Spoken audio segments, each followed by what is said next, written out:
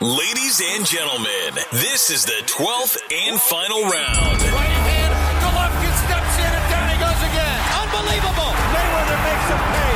What a rookie mistake. A sensational left hook by De La Hoya. It's facts. I'm the best. You know what I mean? Sometimes I don't want to believe it myself, but it's the truth. I'm the best. I'm going to show you how great I am. From Southern California, this is the Last Round Podcast. Episode 109 of the Last Round Podcast. Thanks again for joining us, guys, whether you're on Apple Podcasts, Spotify, Boxing Socials, YouTube, wherever you're at, however you're listening, we appreciate it. This week, coming off of a big heavyweight championship fight, physically and, I mean, would you say literally too, with two, 6'4" and 6'6" guys, Anthony Joshua and AJ-Pulev, over there across the pond here from the United States. This week, we got Mr. CompuBox Jr. Is that an okay nickname? And Dan Canobbio of Inside Boxing Live. How's it going, man? Good, man. I actually prefer the Prince of CompuBox. The Prince of CompuBox. Okay, because I was like, well, technically, I don't want to call him Mr. CompuBox because his dad... He'd be offended. I don't know if you guys are familiar with Brendan Haywood. He used to play for North Carolina, had a 10-year NBA career as well. He gave me that nickname. I worked with him at CBS. He said, "You're the Prince of CompuBox." So I've kind of run with that. So yeah, we'll stick with that then. We'll stick with that for future episodes and future content, of course. But before we kind of jump right into this past week and then this week coming up in the world of boxing, how you been? How's the quarantine going over there in the state of New York? Oh, it's going good. I mean, we got some vaccine news today. That was great to see.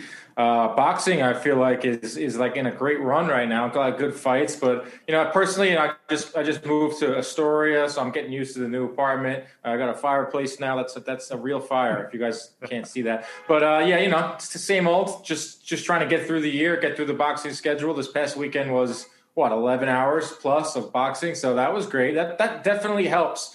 Get the hours going. There's good boxing on, and this weekend too. We're gonna have our starting on Wednesday. Seems like.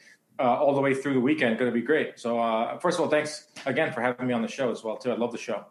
We appreciate it. Thanks for listening. We're also big fans of your show. Mike definitely likes your mean tweets. So you got to bring those back when you get a chance.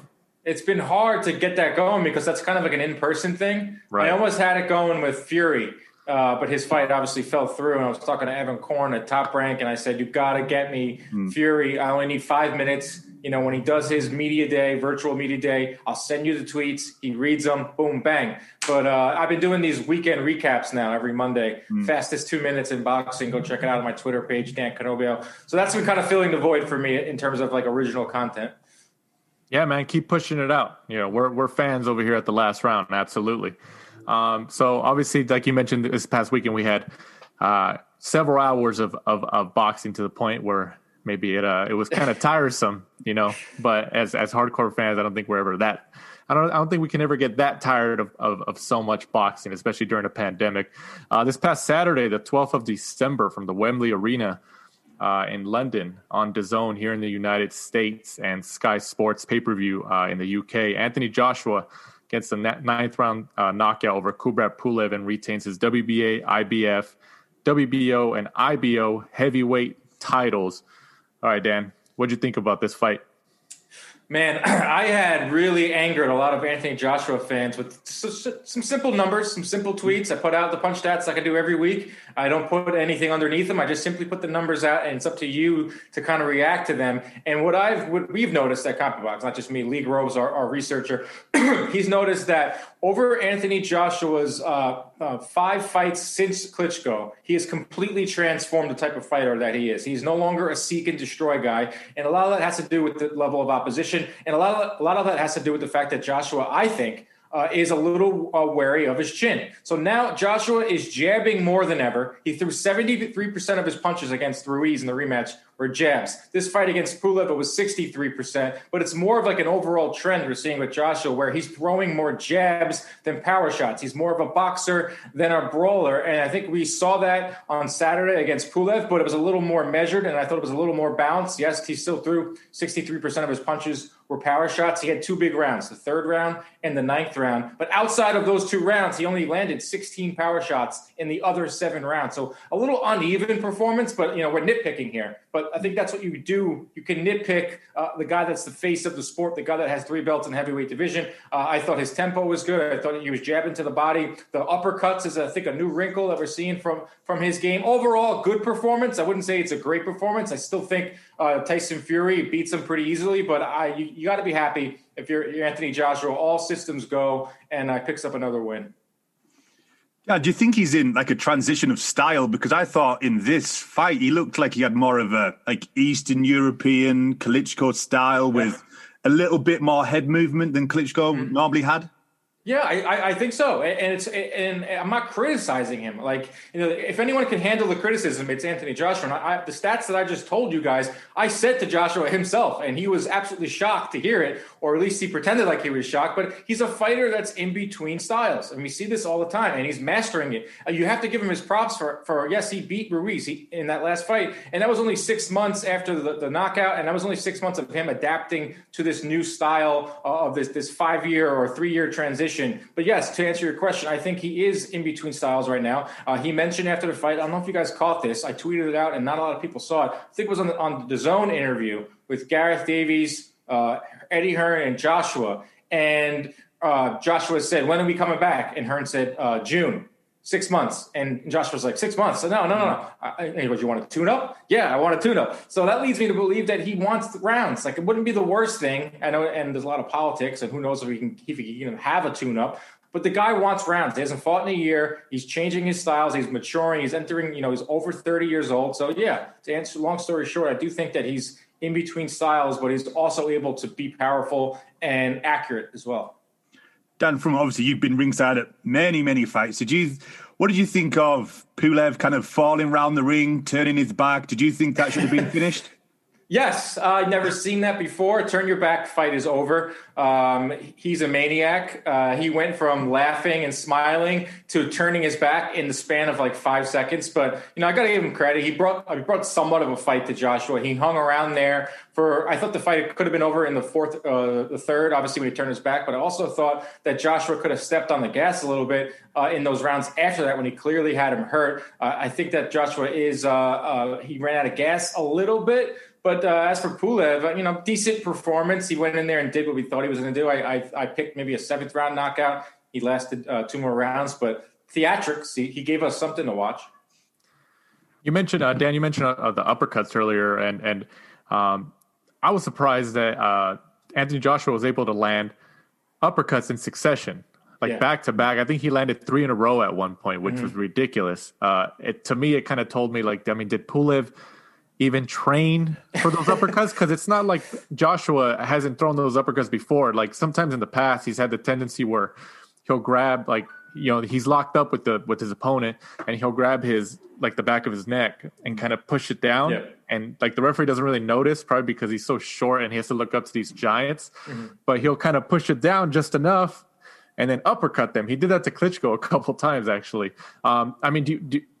Because of those 3 succession punches, those uppercuts, do you think Pulev, is it possible to say that he maybe didn't train for something like that? Maybe he didn't see it coming. You brought up Joshua doing that a few times, but even on the telecast, it was said by Sergio Mora. He's like, I've never seen a heavyweight or a guy that size throw multiple uppercuts, 3 to 4 uppercuts. And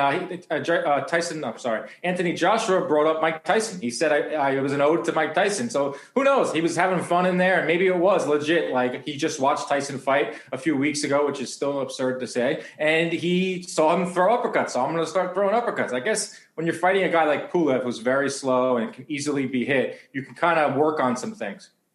Dan, do you think he's good in a sense that he holds all the belts, has a very, very good resume as a heavyweight, but we still kind of all criticize him? Yeah, I mean, it is what it is. Like I said, heavy that wears the crown. I mean, he's the heavyweight champion of the world. He has 3 belts. He's the face of boxing. He sells out Wembley. I mean, Matchroom and his management company are very quick to shove that down your throat. So why can't we criticize him? This is boxing. This is what we do. These guys only fight 2 times a year. So what does that leave? That leaves over 360 days of us analyzing and nitpicking, and some of it is a little unwarranted. I think that, I'm one of those guys where I go out and I show like what his numbers are and what type of fighter he's becoming. But it's all about styles. I mean, if he wants to go in there and prolong his career, because he's also a businessman. Anthony Joshua is a shrewd businessman, and he wants to keep that cash flow coming. So he's going to do everything he can to win fights and preserve himself. And if he wants to jab 70% of the time, he could probably win that way. Is he going to, captivate crowds? Probably still, because the people over there love him no matter what he does. But maybe here in the States, it might be tougher, because it seems like fans love the way Deontay Wilder fought. He didn't throw as many punches as Joshua does, or even Fury, but he knocked people out. People love knockouts. We saw it with Edgar Berlanga. We saw it with the guys that Mike Tyson. People love knockouts. So, I mean, we're nitpicking a little bit, but Anthony Joshua is the 3-belt champion.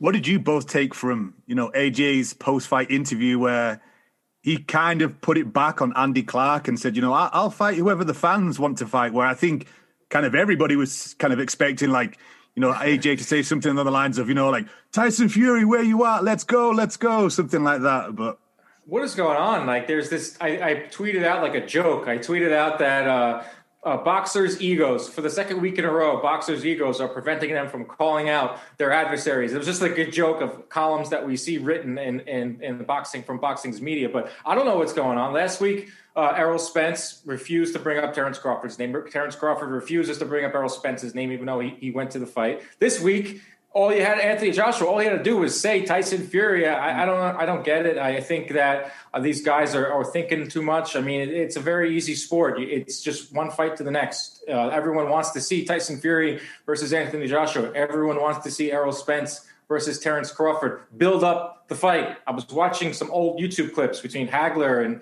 and Hearns and Sugar Ray Leonard. They got in the ring and they got in their faces. Is it too much? Even that is too much to ask for these days? I mean, it's not the worst thing in the world, holding back boxing, but I would have loved Joshua to kind of say, like, I want you, Tyson Fury. He was strange. His post-fight, even his whole behavior, his body language, it was something off a little bit about how he acted after the fight. It was almost like, I did, my job's over. Can I go home? I do agree that he was happy to be in front of his fans. It seems like he's very appreciative of his fans. But other than that, he didn't even want to do a post-fight presser.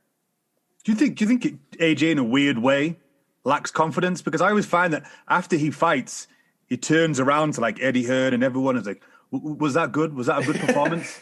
I don't know, man. I find that odd. Yeah, he's an interesting character, man. I think he enjoys people talking about him. I think he enjoys people picking his brain and his psyche. I think it's a good thing. I think I've also asked him this as well when I interviewed him. I said, what is it like to have the whole country thinking about your every move and thinking about what you're thinking? He goes, it means that there's interest. It means that there's people interested. So it is weird. We're going to always nitpick the guy because he's somewhat of an intellectual. He's got a lot going for him. He's also a heavyweight champion. But, some of it is a little unwarranted, some of it's warranted, but as long as we're discussing him, I think it's good for boxing. Dan, you mentioned that AJ had said that he probably wants a tune-up fight, at least before the potential Tyson Fury fight. I mean, and this is both to Mike and you, Dan. Is there anybody that you guys can think of that I guess you would categorize in that tune-up fight for him and, before a Tyson Fury? Danny, can you think of any? I mean, a lot of guys say things in the heat of the moment during these post-fight interviews. They're full of adrenaline, so who knows if he really meant it. We know he has this whole issue with Usyk, so I don't know if that's not a tune-up fight. That's a legitimate. That's your number one contender for the WBO crown. I can't think of anyone. I'm sure they can find some stiff out there. Right. What do you think, Mike? I think the problem you have is like the heavyweight division. It just takes one lucky punch. Look at what happened when he fought Andy Ruiz, and look at the pot of money that's on offer for the Tyson Fury fight, at least one or two of those. Do you want to risk that by facing somebody? Because one lucky punch and it's all over. Yeah, I don't think it's the right move. I think that it's either going to be Usyk or I think it's right to Fury. Who Who knows? I mean, we don't know what's going on with this Wilder situation. The last I heard, I had Mike Cobbinger on the show, and he said that this litigation, and I'm not a lawyer, but he said that they're gaining steam towards Wilder getting that fight with Fury. So we could potentially see Fury versus Wilder 3 and Joshua versus Usyk, which could just make things is just like boxing 101, isn't it? Right. I honestly think, and you guys tell me if you agree, that I think Wilder and Wilder's team are going to do everything they can to block Tyson Fury, either from fighting until they resolve that issue or fighting Wilder before he fights AJ. Like, I think that issue is a lot more critical than people think. Yeah, I'm not really privy to it. I know Shelly Finkel knows what he's doing. The guy has represented a ton of heavyweight fighters, been a part of the biggest negotiations ever. So they know what they're doing. But where was Wilder for months on end? I mean, I don't think that Fury would go ahead with this. I don't think Top Rank and Matchroom and Fury and the whole teams would be so overzealous about making the Fury fight, making the Joshua fight, if they didn't have legal grounds to go ahead with it. So we don't know exactly what's going on behind those closed doors, but you got to believe that Wilder wants another shot at him. I mean, he put out that ridiculous video, and I thought it was insane, some of the things he said. But also, I was like, all right, at least he's alive. At least he has a pulse. At least he cares. At least he wants to continue his career. So this is good. I mean, the heavyweight division is like vibrant. So, throw in Usyk and Joe Joyce and Daniel Dubois, who I think will be back. Guys like Stephen Shaw, and who's fighting on Ring City this upcoming week. There's a lot of good heavyweight names. There's a heavyweight division. And my guy, Otto Wallin, fellow New Yorker, like him a lot too. So the heavyweight division it's fun. And looking forward to, hopefully, the big British dust-up between AJ and Tyson Fury. I don't know if you have the stats handy, but how do they stack up, on the CompuBox stats? Well, Fury kind of changed his whole game up his last fight. I didn't think he was going to come in at 270. I didn't think he was going to take the fight to Wilder like he did. But both guys throw well below the heavyweight average, Joshua and Fury. Fury has way better defense than Joshua. Joshua is a good defender. Both guys have good jabs. I talked about the jab numbers of Anthony Joshua. Joshua is only one of 3 fighters right now that land over 30% of their jabs, when the other ones is Gennady Golovkin. But, it's interesting. I think it's heavyweight boxing. And like you said, Mike, it's one punch. One punch can change everything. Look at how Fury fought in his last fight. I think there's no one on planet Earth that can beat him. If he can do that consistently, come forward, 270 pounds, 6'9". He would even make, Joshua look small in there. And if he's able to jab and he's able to be as slick as he was his whole career, even if he's willing to move forward too, he's going to eat some punches, Fury. But man, that's an intriguing fight. I'm coming now. I'm coming over. I've never been to the UK. I will make it a point. I don't care if I have to quarantine for a year. I want to be there. It better not be in the Middle East. I don't know what they're thinking with that. Obviously, it's all about money, but that fight belongs at Wembley. 80,000, Carl Froch, let's go. Right. One thing I keep thinking, Dan, is like you said about how Joshua seems to have become hesitant, whether it's due to the fact of his chin getting tested against Klitschko and obviously the loss to Ruiz, or just facing better competition. I think the fact that he doesn't throw as much, and then also facing someone like Tyson Fury, who does not stand still and just constantly, moving the whole time. Yeah. I think that's just going to make AJ even more hesitant. Yeah, I mean, none of the heavyweights really throw a lot of punches. There's like Dillian White, I think, is the leader right now in the heavyweight division in terms of punches thrown per round. Fun fact, Andy Ruiz throws the least amount of punches in the heavyweight division. Everyone thinks of him as a volume puncher. He just happens to throw 3 or 4 and then takes about a minute off because he's 400 pounds. But like you said, Fury is going to give him problems. I think the version of Tyson Fury that we saw against Deontay Wilder in that second match beats anyone. And he might actually beat anyone in the historical realm of boxing. I know that's probably going to get people talking. Well, the heavyweight, obviously, who throws the most is obviously the aesthetically pleasing Chris Arreola and Kaldaki. Yeah, that night was awesome. That was a hell of a night in terms of punch stats for us. I worked with my dad for that one. That's like fun. That's like when you're just in the zone, in between rounds. You're writing notes. You're talking to the producers. They're building graphics. Luckily, we have our new program will pop up if there's a record that's being approached or being broken. So we kind of knew going in that this was going to be a fight that could maybe be a top 5, top 10 in terms of punches thrown, but then they blew right past it. But that's not sustained. Those guys kind of have done it. Ariola's been a volume guy, but not really his entire career. Konaki is, so he's another name too. You can't just have one loss be everything. He'll be around. Well, I think it took that much out of Ariola. He's not fought since. Well, he lost to, what's his name? Ariola. Yeah. He's older. He was like, what happened to him versus Ruiz? That fight was announced. No one cared about it. They announced that it wasn't going to happen. Maybe they're tabling it to 2021, and I haven't heard a thing about it. Ruiz versus Ariola was like a rumored fight, or Coppinger sourced it, and it went nowhere. So I'd pay to see that. I still think Ruiz Wilder has the potential to be huge commercial appeal. Fox pay-per-view, they should get that going if Wilder can't get Fury. Kind of going back to Usyk, he's now the WBO mandatory for obviously one of the titles that Anthony Joshua has.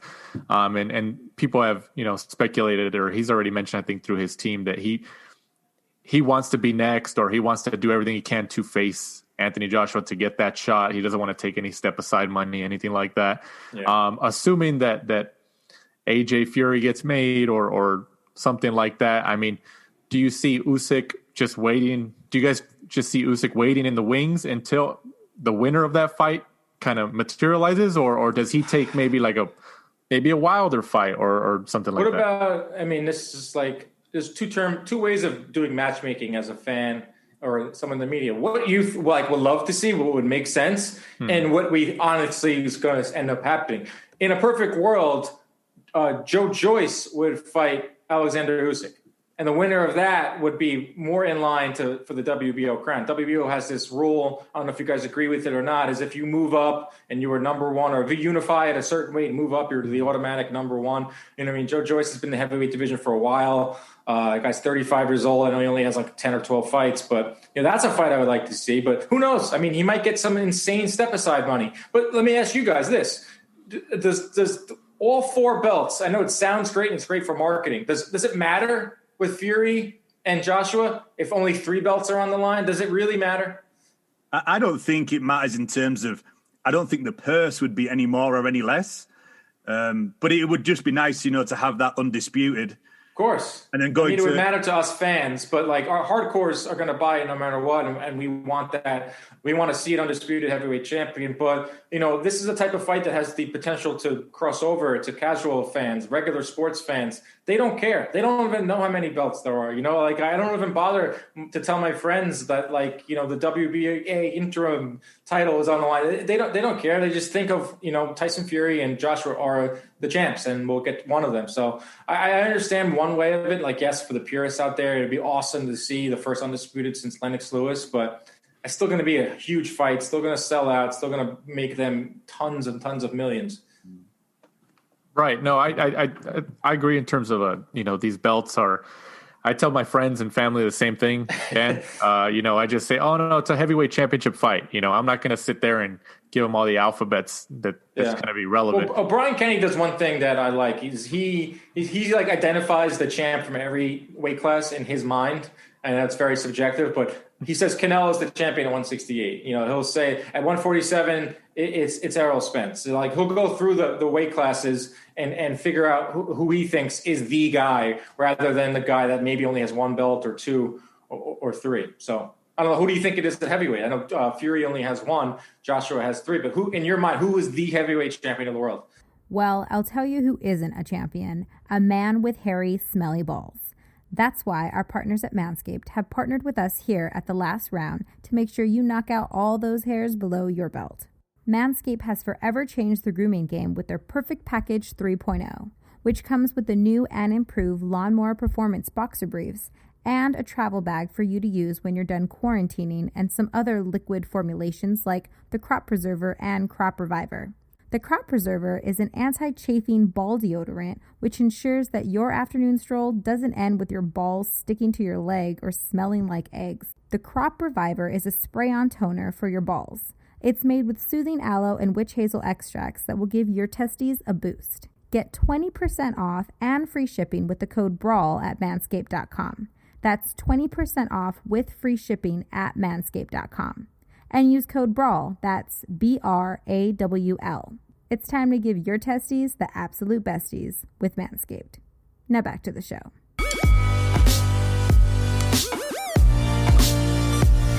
I think it's AJ. Interesting. See, I would go with Tyson because I think Tyson schools AJ.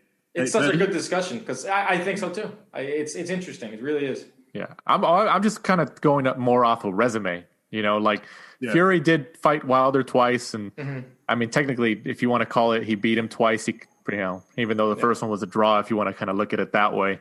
But then he fought guys like Tom Schwartz and Otto Wallin. I'm not bagging on Otto Wallin because I know Dan's a huge fan over there. No, Otto Wallin turned out to be a good win, but AJ has a way better resume than Fury. There's no doubt about it. Maybe Fury's is a little more top heavy with those 2 wins or 1 win over Wilder in the draw. But there's no doubt that that Joshua beat Klitschko way more spectacularly than what Fury did with him for those 12 rounds. That was probably the least memorable big fight of all time. But it's interesting, man. The heavyweight division is alive and well. I guess I would look at it more as maybe a 1A and a 1B. Yeah, that's why they should fight. Yeah. Let's get it. Let's go. I want to be there. Absolutely. And then moving on, also this past weekend from the bubble at the MGM Grand Garden Arena in Las Vegas on ESPN here in the United States. Shakur Stevenson improves to 15-0 with a 10-round unanimous decision over Toka Khan Clary, who takes the 3rd loss of his career. Dan, what'd you think about Stevenson's performance? Workmanlike. I mean, everything I thought it was going to be. The dude is on his way to becoming the plus-minus leader or the plus-minus king. He doesn't exactly qualify just yet in terms of our qualifications to get to that onto that list. You have to have a certain amount of champions you fought. He's getting there, though. I mean, the guy does everything. I think, I have a lot of respect for Tim Bradley's eye. For the technical things of boxing. And I understand that he works for Top Rank and he works for ESPN, so he's a little more biased, but he was pretty much in awe on Saturday night in terms of the footwork, where his head's supposed to be, the punch distribution, the defense. I think Shakur Stevenson is a star. It is a little maybe he should have got a knockout, but he'll go on Twitter and tell you that the guy was trying to survive. It is hard to knock a guy out when your opponent isn't engaging. But I have a stat, I got to pull it up, that shows the absolute sheer domination of Shakur Stevenson over his first 16 fights. Take a look at this. Shakur Stevenson in his first 16 fights has outlanded his opponents 1,249 to 351. Oh my gosh. I mean, that's absurd, and people will point to his resume not being great, but Joet Gonzalez is probably going to be a champion again one day. Christopher Diaz at the time was considered a contender, completely shut those guys out. Last I checked, the other guy gets paid as well. But to win like this, he's supposed to win, but to dominate like that, it's impressive no matter what his resume is.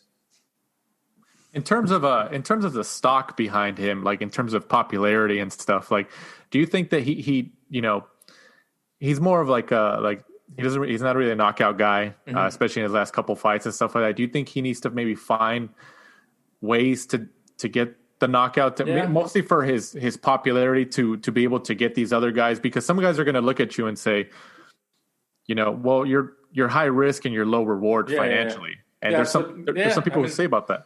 That's been a case, historically in boxing, but I do think he should have went for the knockout against Clary. I think he should have found a way to get it done, attack more. He only threw 500 punches in the 10 rounds. He could have upped that a little more. But, if he gets in there with a Burchell, let's just say that Burchell wins, and he's fighting Valdez, right? Right. Let's say Burchell wins, beats Valdez, which I think he's going to. And Shakur goes in there and makes Burchell look foolish, pulls a Mayweather, where the fact that he's making him miss and he's making him pay for it. See, that's the thing. I think that Shakur is he's still young. He's only 16 fights. He hasn't even found his grown man strength. If he's as slick continues to be as slick as he is defensively. That's what I loved about Floyd is he would make you miss, then he would hit you with a power shot. Sometimes he'd knock you out, not so much toward the end of his career. But if Shakur can do that, he can keep, being popular with his base over here on the East Coast in Newark. He's very popular here in the New York tri-state area. I think he could be a big star. I do think he'll be atop not just the plus-minus list, but he'll be atop pound-for-pound list in like 2-3 years. Do you think he can go through many different weight categories, Dan, with the Have you guys seen, like, he's pretty big. Like, when he's standing in the ring, like, he doesn't look like a lot of the other 130-pound guys in terms of body composition. I know that doesn't mean everything, but he's pretty tall. Been around him. He's taller at 130. I don't know what the ceiling is for him. Maybe 140. Maybe after 147 would be maybe pushing it, but he's not like broad, but he's a big dude. Like he could probably get up to 140, 147, but that's really it. But then, that's what it's all about is climbing the ranks. He's already done it at featherweight. Now he's at 130. I expect him to go to 135 shortly after this. And who knows? He could be fighting, Teofimo Lopez at 140 one day. That'd be huge. Ideally, for his next fight, obviously at 130, who would you guys like to see? Who do you feel would be, an ideal opponent for him next? Are we going by what, like the most realistic or what we want to see as fans? Let's do both. Most realistic would be the Burchell Valdez winner. Another realistic one would be Lomachenko. Shakur Stevenson at 130 would do great. Whether they put it on regular ESPN on a marquee weekend, don't think it's a pay-per-view fight. I think ESPN is out of the pay-per-view business. That is great, but I want to see Shakur against any type of big puncher. If Gervonta Davis can still wants to stay at 130, put him in there with Shakur Stevenson, or maybe Gary Russell if he wants to go up to 130. Those are more guys over on the PBC side. What are some names you guys like? Jojo Diaz, maybe. I think you were right because the names that you said, top rank kind of dominate that division. So you're looking at maybe, I don't know, Jamel Herring, Carl Frampton winner also would be a good fight. And they're all top rank. So does that do a lot for you? Like, I think he beats Herring pretty easily. I think he beats Frampton pretty easily. I understand it gets him a belt and it probably gets him a bigger fight. So maybe say he goes that route and he fights Herring, Frampton winner. He becomes the WBO titleist.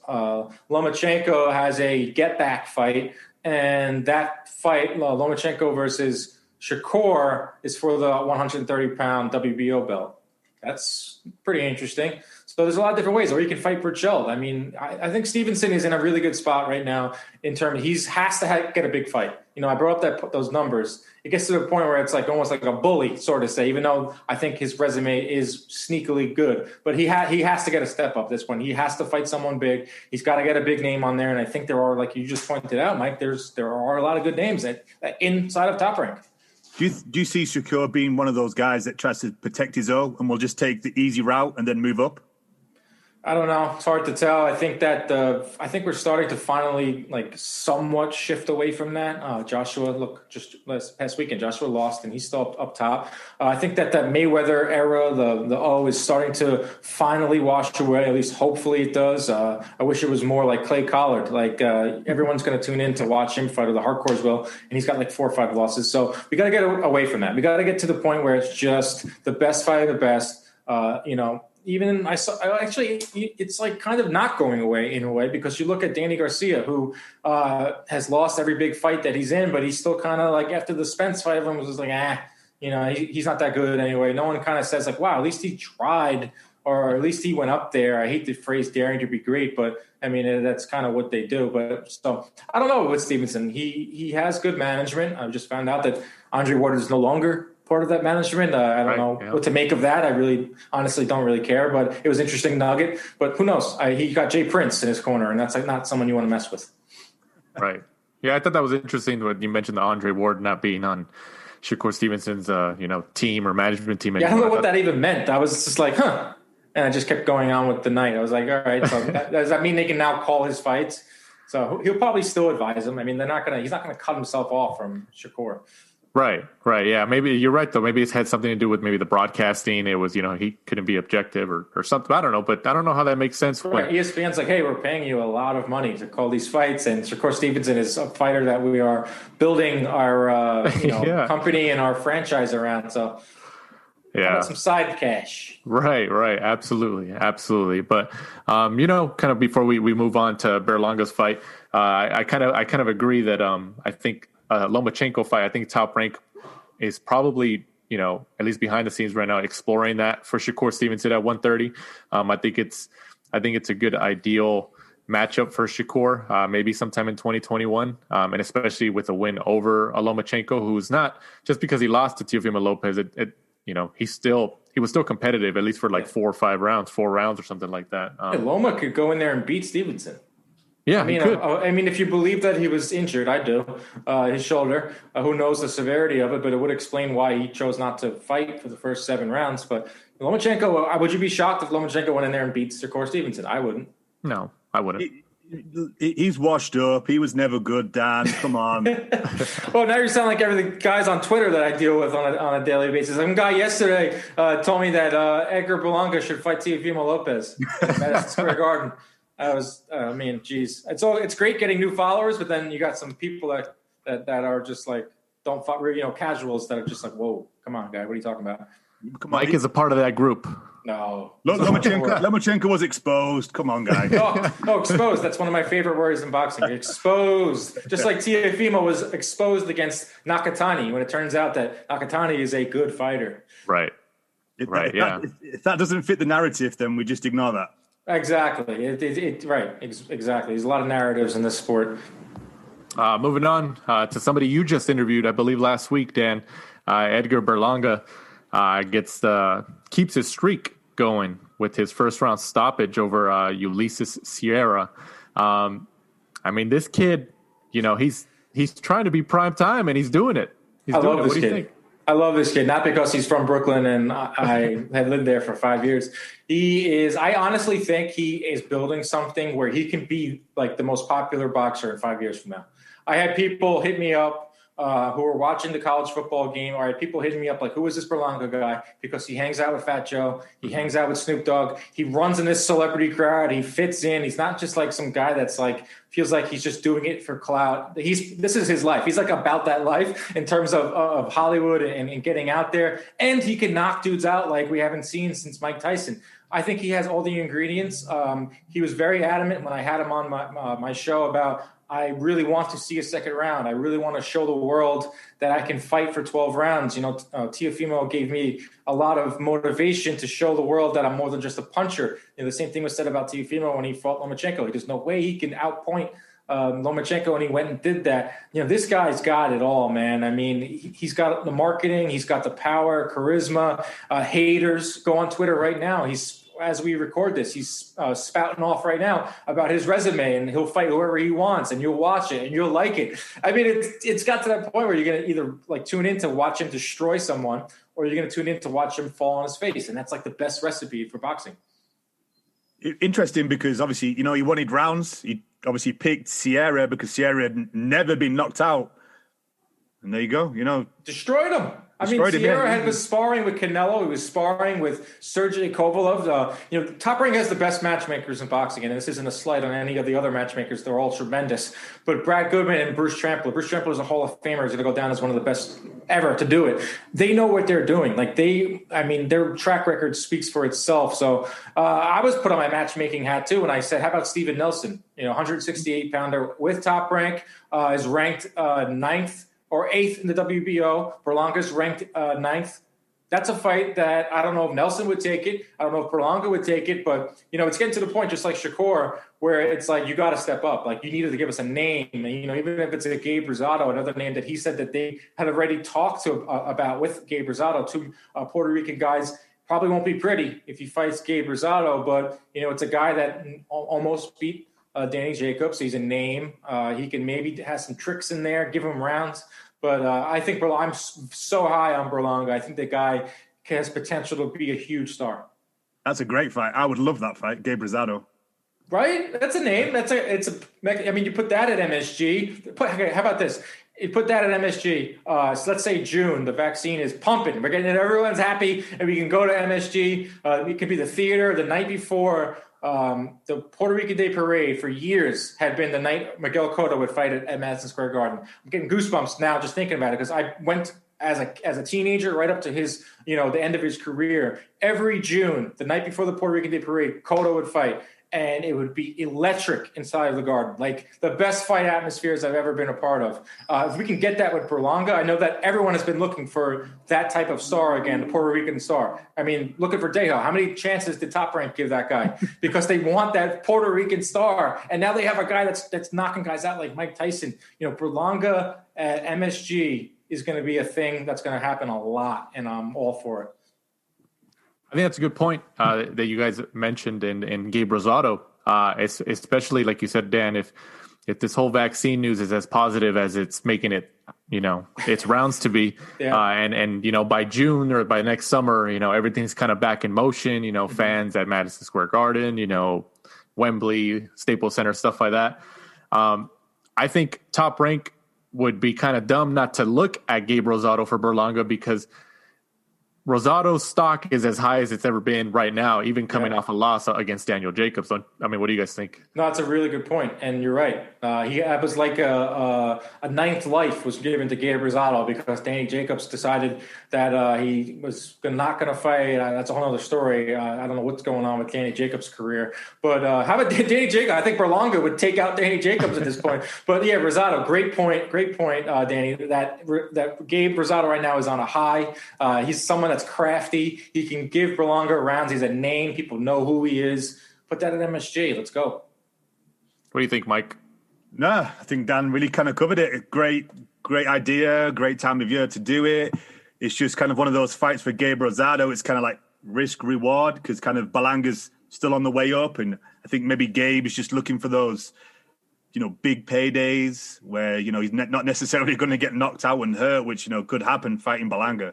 I think they said that. I think Berlanga said it himself that they're paying guys more to fight him. Like Ulysses Sierra, they had to pay like a premium now. They had to pay a Berlanga tax because you're getting waxed. You're getting embarrassed. You're probably going to get concussed. So, yeah, Gabe has every right to ask for a huge bag. I mean, he deserves it. He almost beat Danny Jacobs. The guy's been blood and guts. So how about he goes off into the sunset, potentially getting absolutely starched by Edgar Berlanga, or maybe he exposes it. I just said the word I hate. Maybe he gives Berlanga rounds, and then we can maybe pump the brakes, or we can potentially gauge him the right way. I mean, it's all about step-ups. It's all about progression, and Top Rank does it the best. Absolutely. I like that. The Top Rank should use that as a marketing term, Berlanga tax. I think that's a good I'm going to hit up Keith Connolly and tell him that I need to trademark that. I want a piece. I want a piece of that Berlanga tax. Yeah, man, that's a good one. If they start using it, where they got it from. Well, they'll probably steal it from me. They always do. Moving on to fight previews. This Friday, the 18th of December, from the Seminole Hard Rock Hotel and Casino in Hollywood, Florida, not California, on the Zone. Gennady Golovkin with an I wine. No, he's got the I in there at the end now. Yes. Goes up against Camille. Man, I always have trouble pronouncing his name. Szeremeta, did I say that right? I don't even know how to say the guy's name. Szeremeta? Triple G's back, and he's fighting not Canelo. Exactly. Triple G's back, and he's fighting somebody not named Canelo. And this is for the IBF and IBO middleweight world titles. I think everybody knows that, Szeremeta is one of those guys who, he obviously doesn't have the name recognition, doesn't have the stock behind him. So I think a lot of people are counting him out because I don't think Triple G would take, or would try not to take such a risk when he knows the Canelo fight is potentially weighing in the wings. What do you think, Dan? Yeah, I agree. I mean, he wants to get busy. I mean, he's another guy who hasn't fought since the what's his name fight at MSG. Why is his name shifting from my brain right now? I'm looking. I have his face in my head right now. Derevyanchenko, thank you very much, Mike. Yes, Triple G hasn't fought since Derevyanchenko, and that was one of the most brutal fights I'd ever witnessed ringside, and I think it's good that he hasn't fought. I also think it's good that Mikey Garcia hasn't fought since the beatdown against Errol Spence. Sometimes layoffs are good. I'm a little disappointed that he's not fighting a top guy at 160, but like you said, there's still a pipe dream that we get. I think for Triple G, I don't know where you guys stand on this. I don't know where boxing fans stand on it anymore, and if they want to see Canelo versus Triple G 3, but Triple G's back. It's exciting. I'll tune in and watch. I want to see what he's got. Like we talked about guys, trying to find their new styles like Anthony Joshua. Last we saw Triple G, he had a new trainer. He had Jonathan Banks, and we didn't know exactly what is he going to move more in there? Is he going to be a little more fleet of foot so he doesn't have to take so much punishment like he has been? It's interesting. I'll always tune in. Obviously, I have to because I'll count the punches, but I will always tune in to watch the big names. I want to see Triple G fight. I want to see what he says afterwards. He's intriguing. He's a legend of the sport. Dan, people are saying he's old. He's over the hill. You're saying it. CompuBox stat-wise, how does Triple G stack up lately? His numbers are going down. He reminds me of like Manny Pacquiao, who in his prime was like throwing like 80 punches around, landing like 40 insane numbers, but has figured out ways to be more economical, has figured out ways to throw maybe instead of 70 punches around, he'll throw 55 and he'll have the same percentage, but he's not landing as much. That's what I'm seeing from Triple G. The jab is still there. One of only 3 boxers, active fighters today that's able to land 30% of their overall jabs. That's always going to be there. As long as he has that jab, he's still his power. Maybe the footwork isn't there, but his defense, that's another thing. His defense is going downhill fast. I mean, he was getting tagged by Derevyanchenko. When I say it's one of the most brutal fights I've ever seen, it is by far. Like, I left that MSG that night and I was thinking, like, I can't believe this is like, this is what I do for a living. And I watch these guys beat the hell out of each other and then they just like go home. Like, I felt like it was nasty stuff in there. So it's a good thing that he's taking this time off, and hopefully he worked on his defense, because if he does fight Canelo a third time, I don't think it's going to be pretty.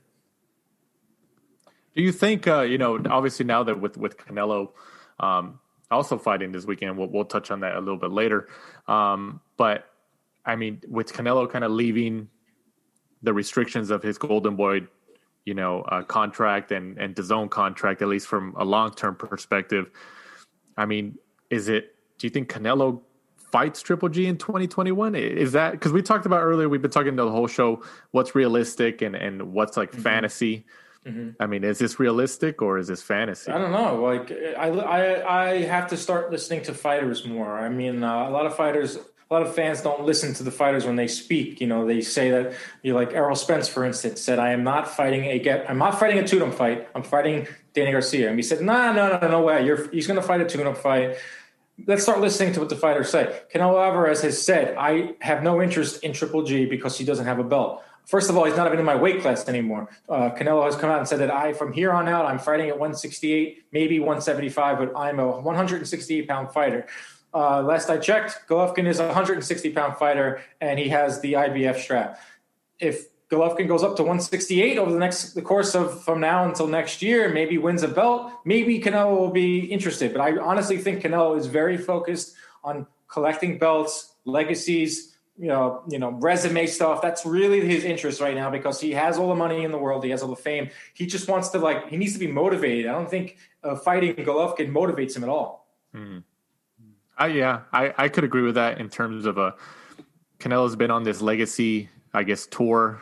He's obviously his whole career, but especially the last few fights where he's really looking at statement legacy fights to make history in his career. And I think that he might feel that if he beats Triple G in a third matchup, that he probably won't even get the credit, because people are going to say, well, you were expected to beat him, so it does nothing for his legacy. I mean, I don't know how much he'll get from it. He's not getting $35 million for it. He's probably going to get more towards what the market is now. That's the one thing of the downfall of him working his way out of that contract, whether he was going to get the $35 million or not. He's now, what he did when he got out of that contract with Golden Boy and with DAZN is now he's going to get paid what the market says he's going to get, what he should get paid. So if let's just say Triple G Golovkin goes to pay-per-view, Fox picks it up or PBC picks it up or whatever. So it goes to pay-per-view. there's no guarantee that 1.5 million people buy it like they did for their second fight.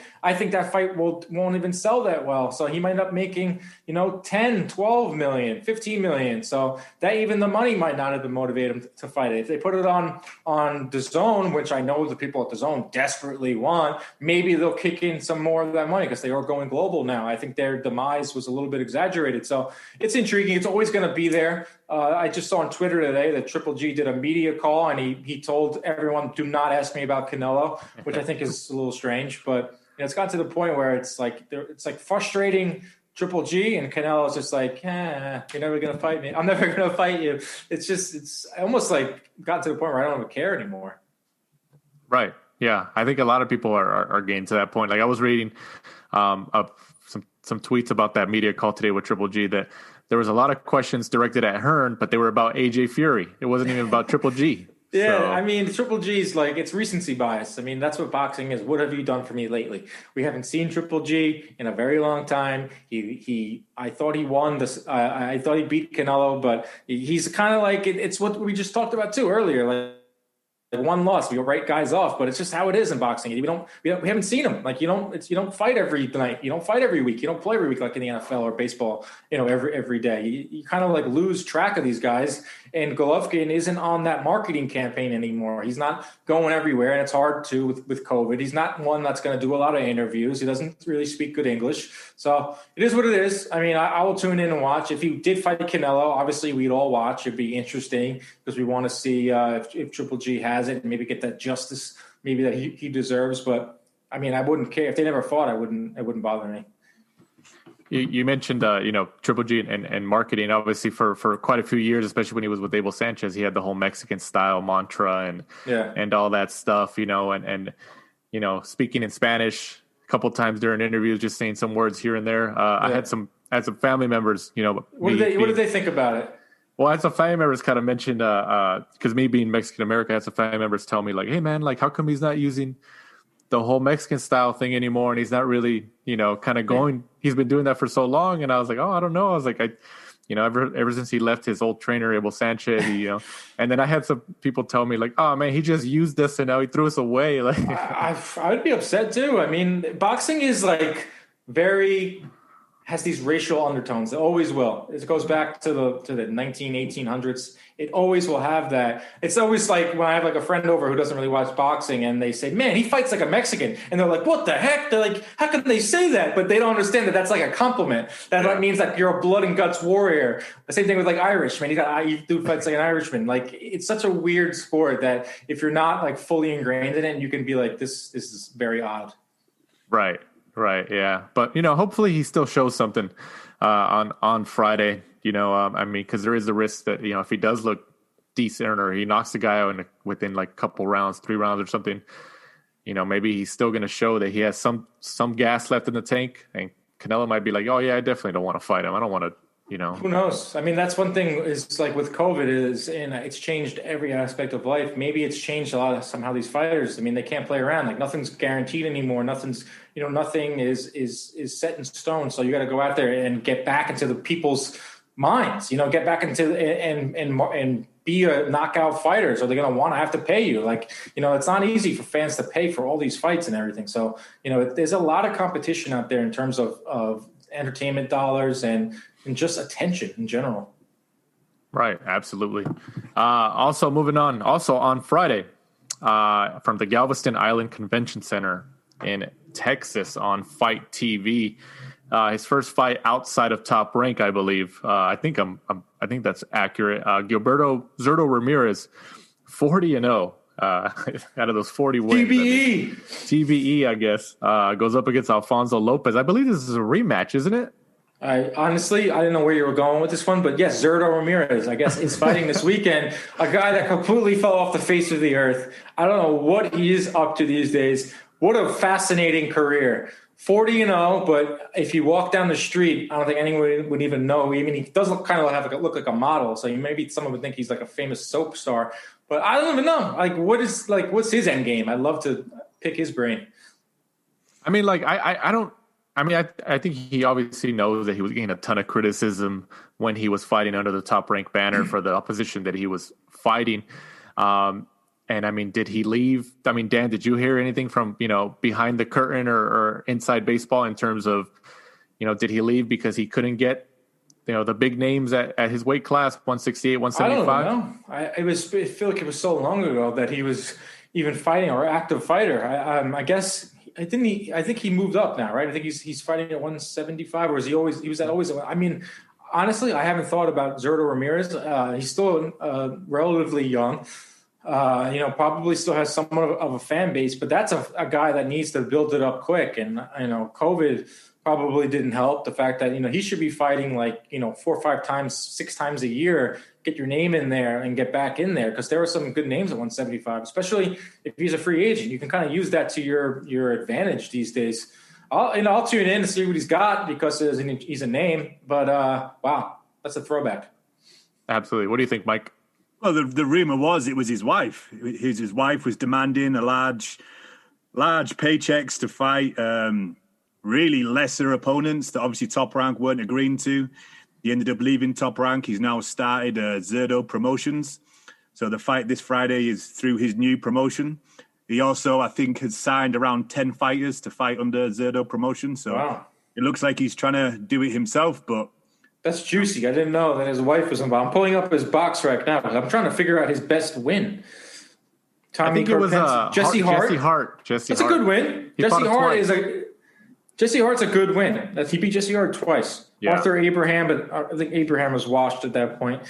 I'm going more. Go down the list of more. It's like Derek Finley, who is the ultimate gatekeeper ever, who I've watched fight at Broadway Boxing 5 years ago and had one of the worst hematomas I've ever seen in my life. Gosh. Interesting. So I'm not going to fault the guy for becoming a free agent and taking his career into his own hands. So let's see what he does with it.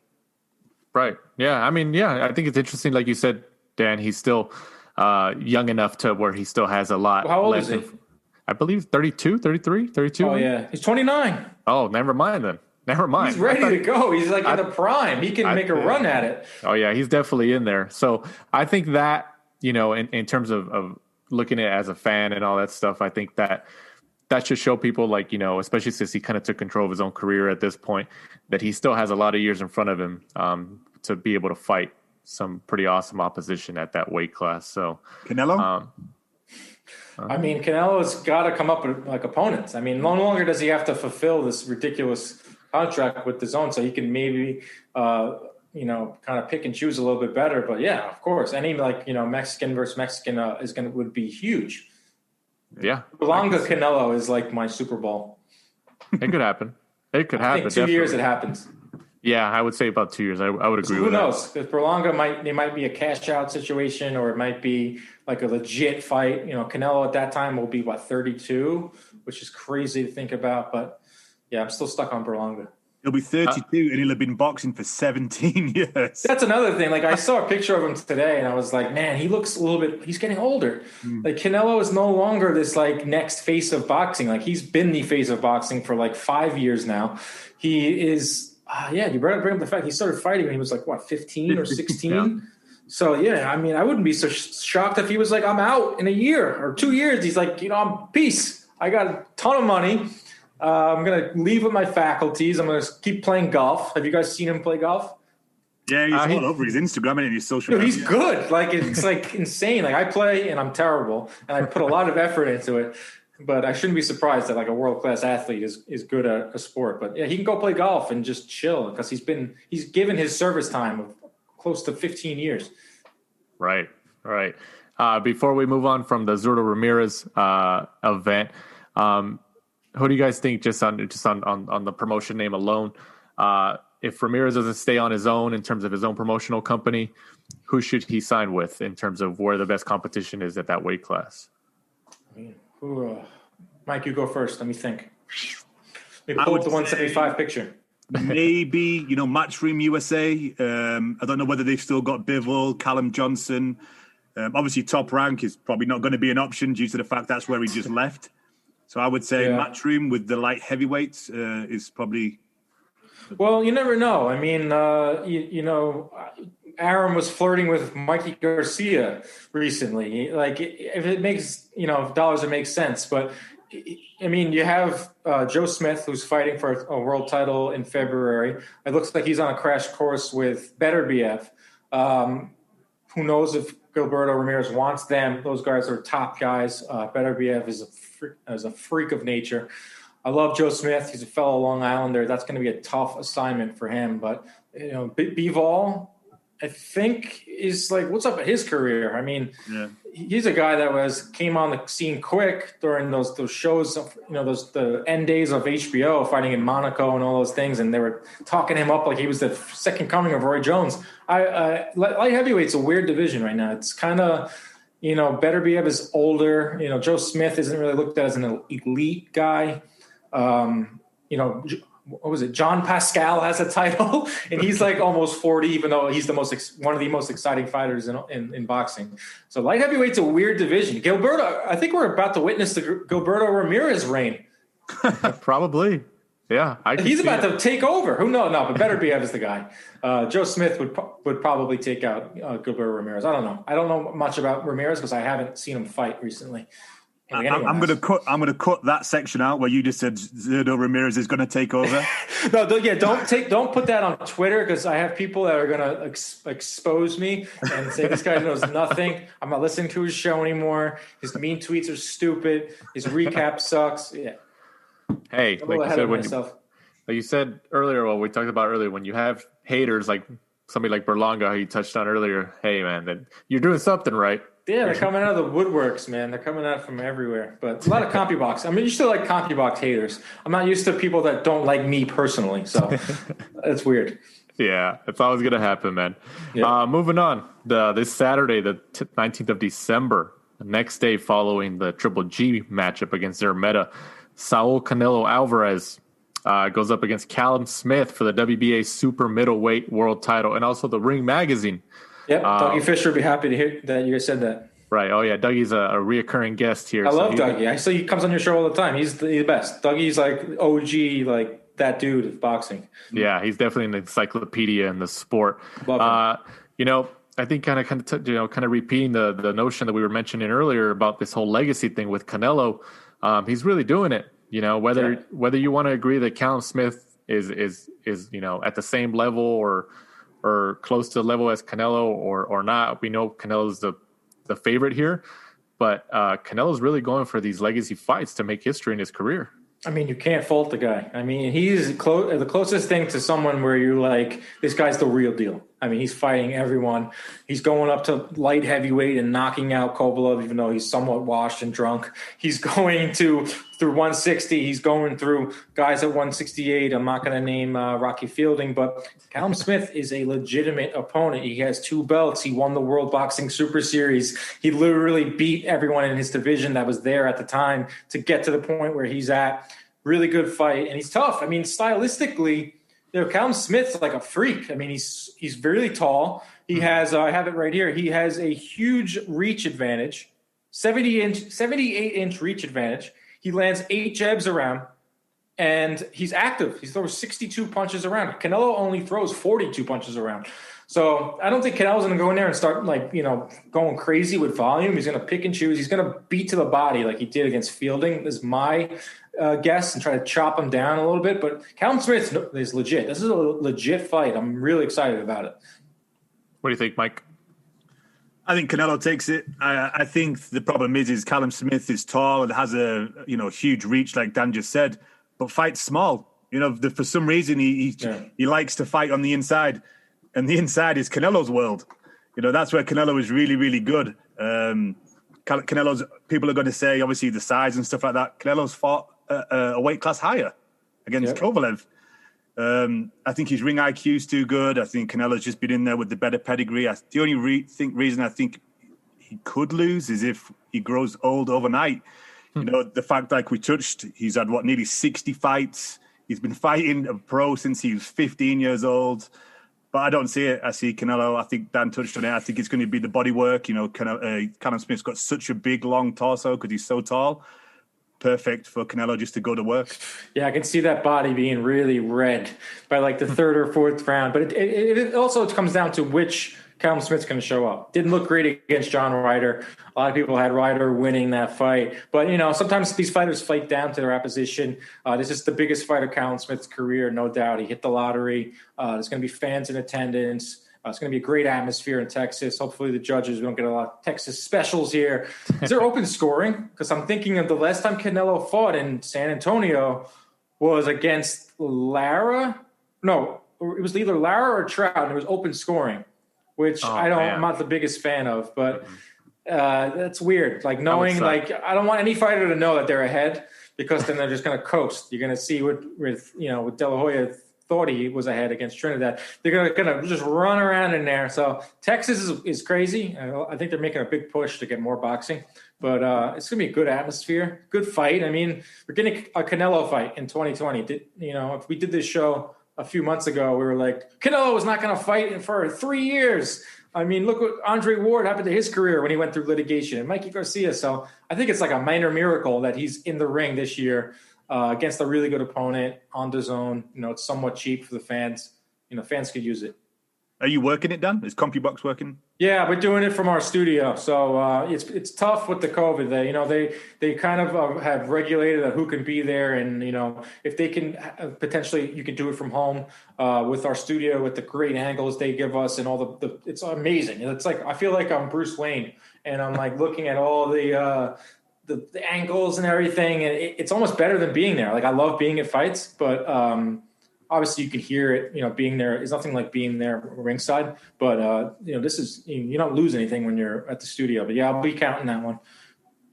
And before we kind of stay on the topic of Canelo, do you guys at CompuBox, now that you guys are doing it from like a studio environment because of the COVID pandemic, do you guys get more television angles than the actual fans do? Yeah. We get a live feed. We get all sorts of feeds. It's almost like you're in the control room, and you can have with the producer and the director when they're in the truck. It's pretty cool. Like they have all the shots, and camera 1, camera 2, and they're they're going. It's almost like you're leading like a symphony. It's like amazing being in a truck for a big fight. Like I used to when I interned at HBO for a few fights. I'd hang out in the truck and I would like log tape of the locker rooms. If someone famous came in Cotto's locker room, I had to write it down, and then they would go to it. So you were able to watch and like see these guys, the very best of the best when it comes to production. And the directors are just unreal, man. And it's bringing me back. But so we have good angles, and it's really cool to be able to do it from a controlled environment. Safe and sound, but I want to be ringside.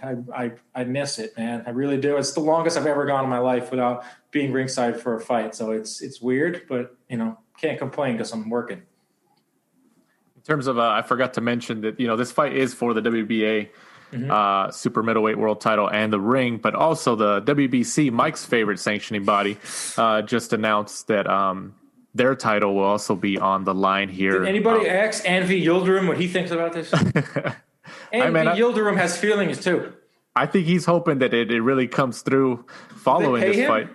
Did they give him money? I mean, I would think so. I mean, wasn't this a situation in the prior like year or two where Canelo, the WBC was trying to mandate or maybe Triple G Yildirim was the order to fight Canelo in the summer. Right. But I don't know what happened to that. Like these things, like they come up in like boxing scene of a headline, and then we laugh about it, we joke about it, and then it just disappears off the face of the earth. And now Canelo's probably going to pick up another belt. He'll be the WBC franchise champion at 160, right? Is he still that? And now, even though he just proclaimed that he's not fighting at 160 anymore, Mauricio Suleiman's like, no, I'm getting that money.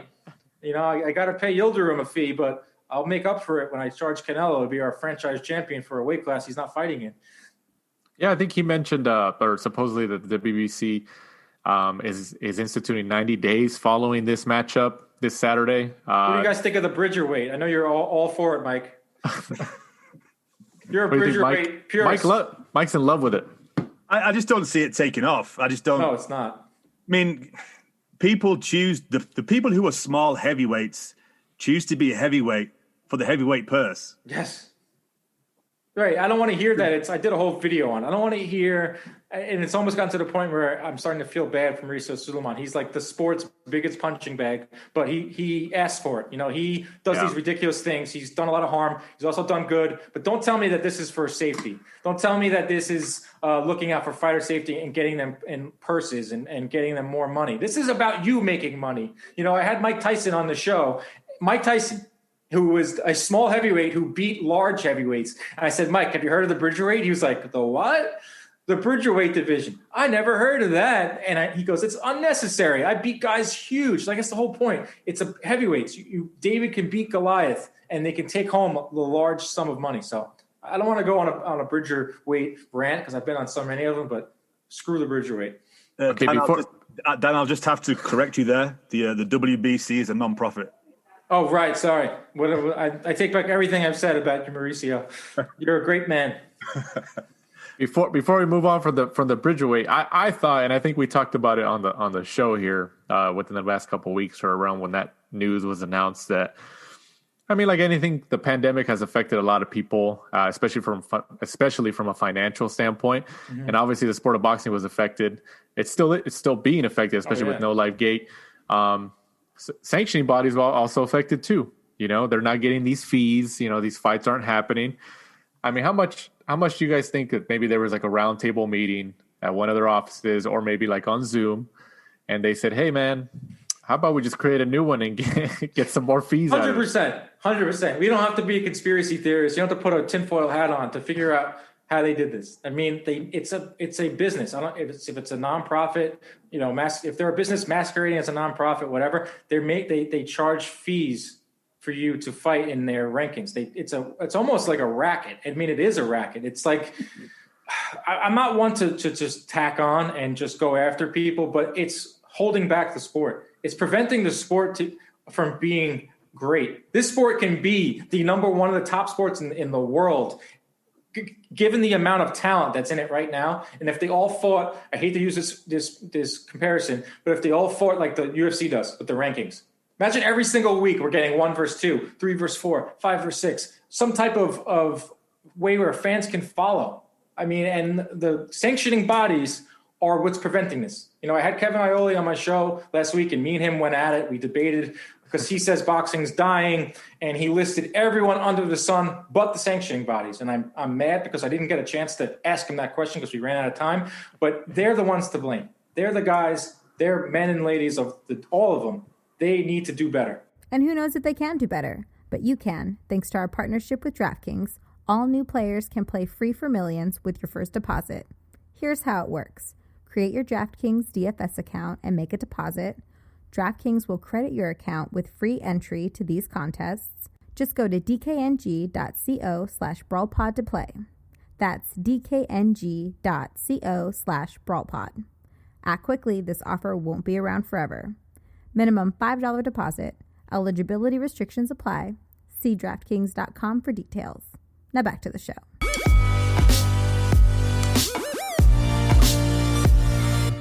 No, I agree. I kind of weirdly understand why we have so many, because I understand that, people want to see belts. As a kid, watching WWE and stuff like that, you get the champions and you see the guys with the belts over the shoulder, and, you watch boxing, and I'm sure it sells slightly more to the casual fan if they think it's, for a heavyweight title, even though there's multiple, 4 or 5 if you include the IBO.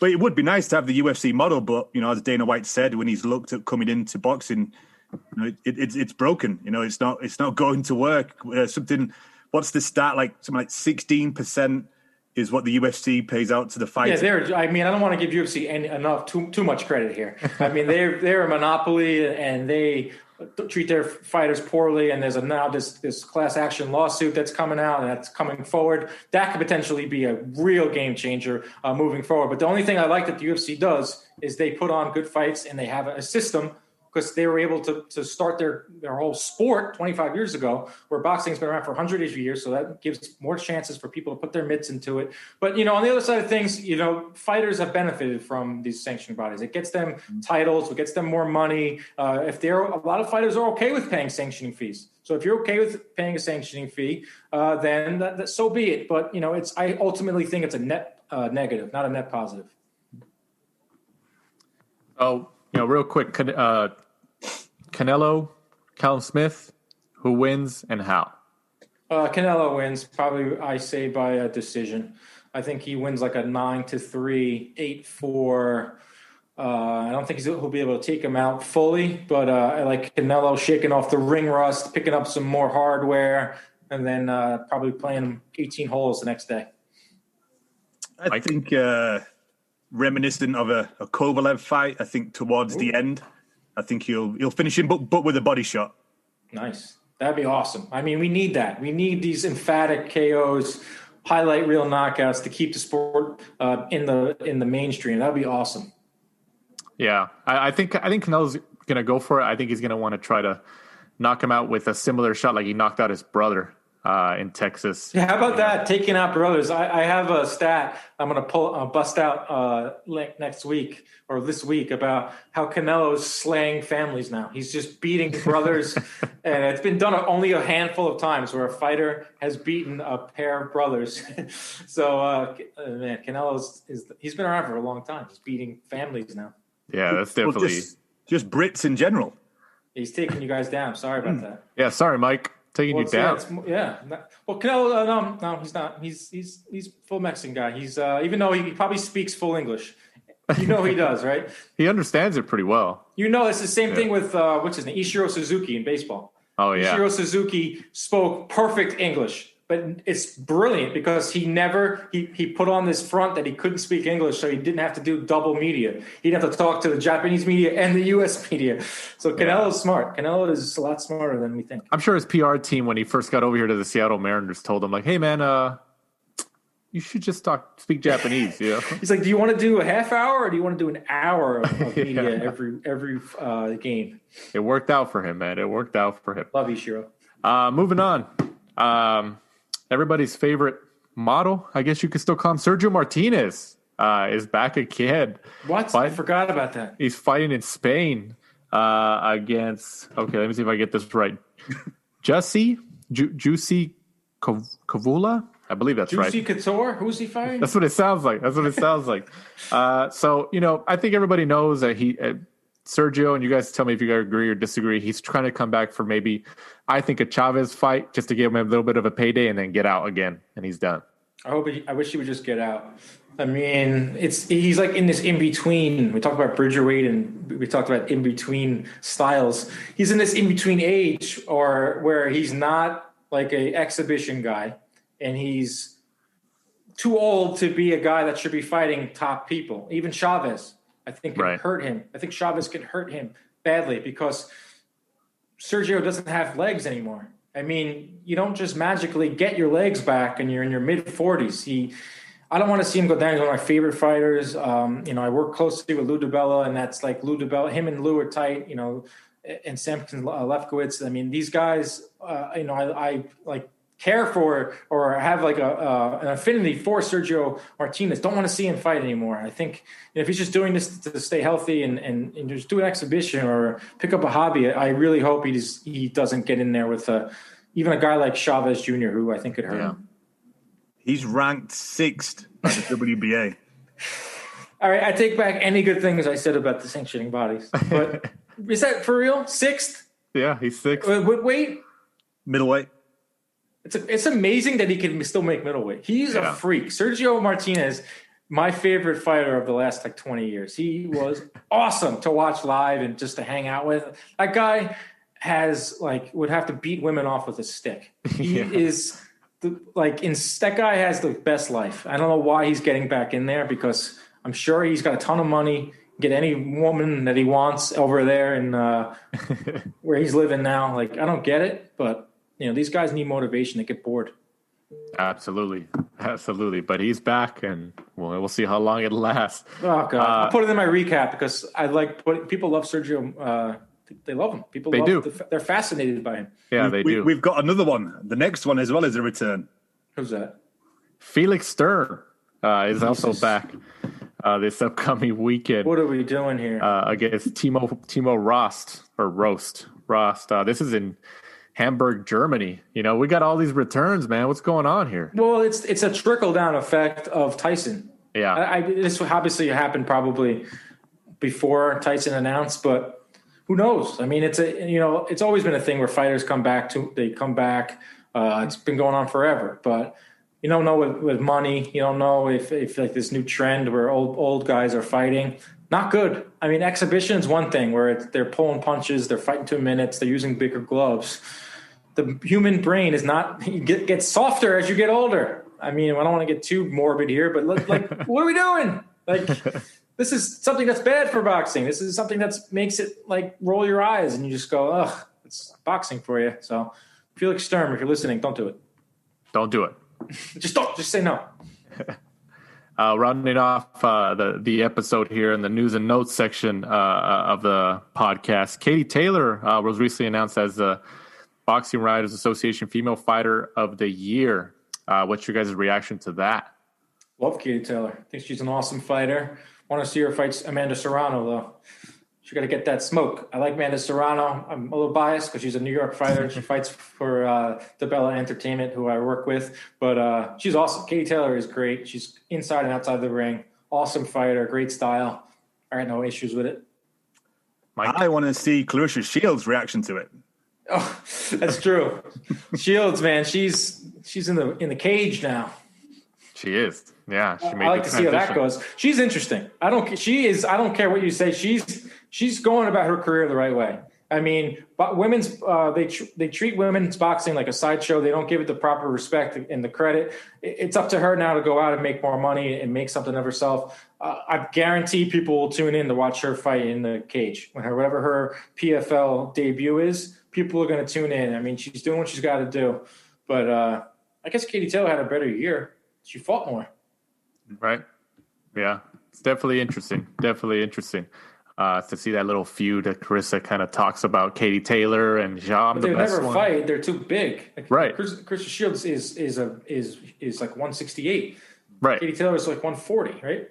Right. Yeah. But just the feud in terms of like the fans, like, oh, she's the best pound for pound female, and she thinks she is. So it's good for female boxing. I mean, whatever attention they can get, they should maximize it because it's very underutilized. Absolutely. And then also there was a report that Errol Spence, I believe Mike Coppinger, who you just had on your show, Dan, reported that Spence Garcia took in about 250,000 pay-per-view buys. What's your take on that? Seems about right. I mean, when I first got announced, I thought this was going to be the best pay-per-view of them all, or the best fight commercially. And this was before Tyson Jones got announced and just blew everyone out of the water. A little lower than I thought. I thought maybe, I thought Spence maybe has crossed that 300 threshold, but it came a week after Tyson Jones. A lot of people paid money for that. $50. I know it's cheaper than a normal boxing pay-per-view, but a lot of also people thought that Danny Garcia didn't have a chance. I mean, it was a fight between the number 1 guy or number 2 guy, however you have it, and like a number 6 or 7 guy. So, 200, 1,000, they'll probably make a profit, which kind of sucks because that means they'll keep doing pay-per-views, but is what it is. And then Nolito Donaire, who was supposed to fight this upcoming Saturday against Nordino Bali, actually tested positive for COVID recently, but I believe he put out that he tested negative multiple times now or something like that. But they were supposed to go at it, but that matchup has been canceled. I think I just got done reading his statement. What did he say? It was the longest thing I've ever seen ever. It was like 13 paragraphs. Yeah, he was pretty passionate behind it. Oh, he's a passionate guy. I mean, you ever watch interviews with him or been around him? He's awesome. He's like one of the best guys ever. But yeah, I think it was just like a false thing, or I didn't get too deep into the weeds on what exactly prevented him from fighting. It sucks because he's a legend and I want to see him fight. So hopefully he gets back in there and Showtime can give him a date in the first quarter of 2021.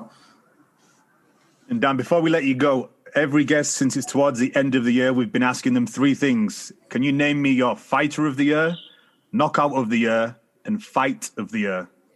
Okay, fighter of the year is Teofimo. I think his win, it was slightly better than Tyson Fury's. Canelo, third fighter of the year is Clay Collard, because he's, even though he lost, I'm kidding. It's Teofimo. He had the best. I thought you were serious for a second. He was going. People actually voted for him. Did you see that? Yeah, I heard that. Whoever voted for Clay Collard, fight of the year, you should never be allowed to vote again. Teofimo is my guy, fight of the year, fighter of the year. Fight of the year is Zepeda Barancic. That thing that was just unbelievable. And there was the last one. Knockout of the year, probably Gervonta Davis. Gervonta Davis dismantling poor Leo Santa Cruz. Close second would be Povetkin's knockout of Dillian White. Just reeling that off right there. Those are just great wins, great moments, great fights. Considering where we were in March, where I didn't think we were going to see any boxing. I didn't think we were going to see anything at all. This has been a good year. I don't let anyone fool you. Don't tell you that boxing's dying. Looking at you, Kevin Iole. Looking at you, Kevin Iole of Yahoo Sports. Yeah. But before we let you go, Dan, obviously we appreciate you coming on, taking some time to join us here on the last round. Before we let you go ahead and plug your show and anything you got upcoming. Yeah, go check me out. A lot of my stuff you can find on Twitter at Dan Canobbio. I do a show every single week called Inside Boxing Live. It airs every Friday night on the Fubo Sports Network at 7 p.m. Eastern. Big names, big guests, different types of content. We're getting into this bare knuckle boxing avenue lately. We're doing stats for them. Could be doing some more work with them. So, mostly on social media. You can find me there. That's where you can find everything. And I really appreciate you guys having me on. I love this show. I like to talk. My show's kind of short, 30 minutes, because we have to, gear it towards TV. But I like this. I like this open format where we can just riff and talk. And you guys are awesome. Keep doing your great work. You guys are grinding. I know what it's like to put in work every single week and put it together a show. People think it's easy, but it is not. It takes a lot of work and hard work and dedication. Sound like Floyd Mayweather now, but you guys do great work. You guys are awesome, and thanks for having me on. Dan, any evolutions coming with the CompuBox? Because it's been a while since we first had you on. Yeah, I'm taking over. So if my dad's listening, it's time for me to run the show. No, along with Zurdo Ramirez. Yeah, Zurdo. I want to join his team. He's going to join my team. We're going to take over boxing. We're just plugging along. Like I said, we're doing bare knuckle boxing now. Have you guys ever watched it? Yeah, you covered the one on the weekend, right? With Dude, Tyler. It's unbelievable. It's so much fun. Don't turn it on if you're looking for highest level boxing. These are some good boxers, a lot of UFC guys, former MMA dudes, but it's just fun. It's one fight after the next, 2-minute rounds, bare knuckle, which isn't as crazy as you think. They don't hit as hard because they're worried about breaking their hands. But the fights were awesome, and I'm getting more involved with them. They have a huge fan base. They have 500,000 subscribers on their YouTube page, and they have 125,000 monthly subscribers on their app. Crazy. Per month, which is $4 a month. And That's crazy. That event on Saturday was $4 if you subscribe to their app, and they're growing like crazy. I'm not one to just go over the top when it comes to a new promotion, but I saw it for myself this up close and personal this past Friday. It is what it is. It's not like the best boxing, but it's like if WWE and Barstool and UFC all came together, and it was kind of athletic. I love it. So we're doing more work with them, and as for CompuBox, I'm just plugging along, more fights. Hopefully, 2021 will be a great year. Absolutely. That's it, Dan. We're starting a bare knuckle podcast. Let's do it. I'm all for it. You got to see some of these guys that fight in it. They're one guy was a recovering porn star. One guy was the hillbilly haymaker. They just signed Paige Van Sant. They have a ton of. Shaq was there. I'm pretty sure he's an investor. I feel like I'm on the payroll with how much I'm promoting it right now. But they are. I think they're going. I think they can have a little niche. They can carve out something, and I think they're going to sign a lot of these UFC fighters too that got cut. 70 fighters got cut from the UFC. Mm-hmm. So they got to go somewhere. And Bellator can't sign them all. PFL can't sign them all. So some of them will migrate to bare knuckle boxing. So that's I'm true. Bare knuckle boxing guy now. That's true. Mike, go ahead. The usual before we sign off here. At the last round 12 on Instagram and Twitter. And obviously now you can find us on the Brawl Network. Yeah. For people who didn't see any of our social media posts, we are associated with the Brawl Network.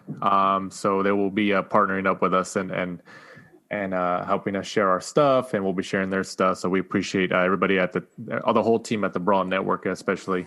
And we're still on Boxing Social, Apple Podcasts, and Spotify, and all that stuff, right, Mike?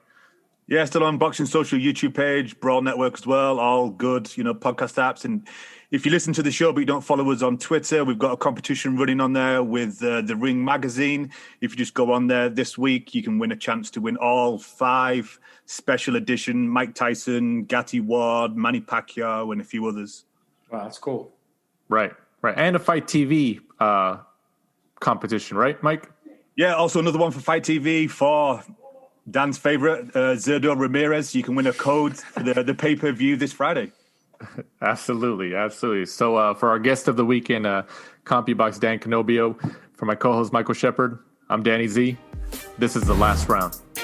Thanks for supporting and listening to the show. Follow us at The Last Round 12 on social media. Rate, review, and subscribe. This is The Last Round Podcast.